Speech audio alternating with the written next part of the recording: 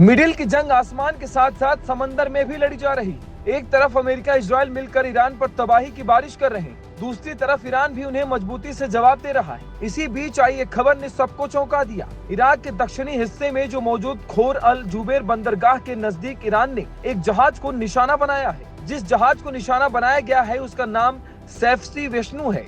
यह एक बड़ा क्रूड ऑयल टैंकर है जो समुद्र के रास्ते कच्चा तेल ढोने का काम करती है। जानकारी के मुताबिक ये जहाज कार्गो ट्रांसफर यानी STS ऑपरेशन कर रही थी। तभी अचानक एक तेज रफ्तार बिना चालक वाली नाव जहाज की तरफ आई। शुरुआती रिपोर्ट में इस स्पीड बोट में विस्फोटक भरे हुए थे और यह सीधे जहाज के दाहिने हिस्से से टकरा गई। टक्कर के साथ ही जोरदार धमाका हुआ और जहाज में आग लग गई। धमाका इतना तेज था कि जहाज में मौजूद क्रू मेंबर्स को अपनी जान बचाने के लिए तुरंत जहाज छोड़ना पड़ा। हमले के बाद जहाज में सभी सवार लोग घबराहट में समुद्र में कूद गए। इस दौरान इराकी तटरक्षक बल ने तुरंत रेस्क्यू ऑपरेशन शुरू किया। रिपोर्ट के मुताबिक जहाज में मौजूद कुल 28 क्रू मेंबर्स को समुद्र से निकालकर सुरक्षित बाहर लाया गया है। इनमें 16 भारतीय और 12 फिलीपींस के नागरिक शामिल थे। हालांकि इस हादसे में एक भारतीय नाविक की जान चली गई। बाकी बचे 27 लोगों को सुरक्षित निकालकर बसरा बंदरगाह की ओर ले जाया गया है। मीडिया रिपोर्ट के मुताबिक भारतीय क्रू मेंबर की मौत से सैफसी दुखी है और उन्होंने भारत सरकार से हमले की कड़ी निंदा करने की अपील की है। सैफसी ने हाई रिस्क जोन में काम करने वाले भारतीय नाविकों की सुरक्षा के लिए ठोस कदम उठाने की अपील की है।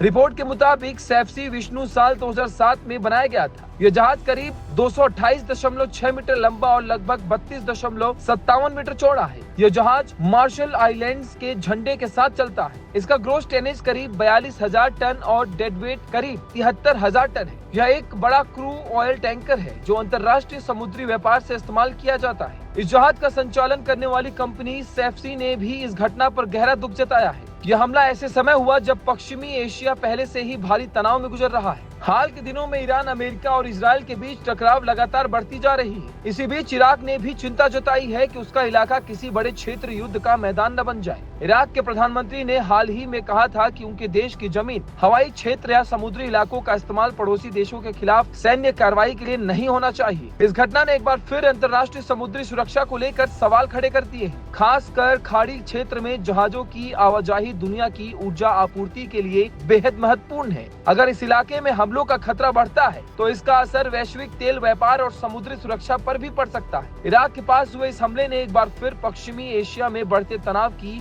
गंभीरता को उजागर कर दिया है। एक भारतीय नाविक की मौत ने इस घटना को भारत के लिए बेहद संवेदनशील बताया है। देखना होगा कि इस घटना के बाद क्षेत्र में समुद्री सुरक्षा को लेकर क्या नए कदम उठाए जाते हैं।